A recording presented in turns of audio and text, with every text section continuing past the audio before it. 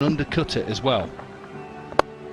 And even that is a gamble. Does he get enough? ওরে বাপরে বাপ, হঠাৎ পিএসএল এ সাকিব আল হাসানের এ কেমন দুর্দান্ত ব্যাটিং এর ঝড়, যা দেখে বেশ রীতিমতো অবাক হয়ে গিয়েছিল শাহরুখ কন্যা সোহানা খান। হ্যাঁ দর্শক, খবরের বিস্তারিত জানতে ভিডিওটি না টেনে শেষ পর্যন্তই দেখতে থাকুন। 2025 চ্যাম্পিয়ন ট্রফিতে বাংলাদেশের দলের হয়ে জায়গা পাননি সাকিব আল হাসান, যার কারণে চ্যাম্পিয়ন ট্রফিতে জায়গা না পাওয়ার কারণে আবারও পিএসএল এ যোগ দিয়েছেন সাকিব আল হাসান। আর এদিকে সাকিব আল হাসান পিএসএল এ যোগ দিয়েই যেন বেশ দুর্দান্ত পারফরমেন্স শুরু করে দিয়েছেন। আর অপরদিকে সাকিব আল হাসানের এমন দুর্দান্ত পারফরমেন্স দেখে বেশ রীতিমতো অবাক হয়ে গিয়েছিল ভারতের শাহরুখ কন্যা সোহানা খান। তিনি হঠাৎ সংবাদ মাধ্যমে এসে সাকিব আল হাসানকে নিয়ে বলেন, আমি সাকিব আল হাসানকে যতই দেখি ততই মুগ্ধ হয়ে যাই, তার মতো ব্যাটসম্যান আমি কখনো দেখিনি।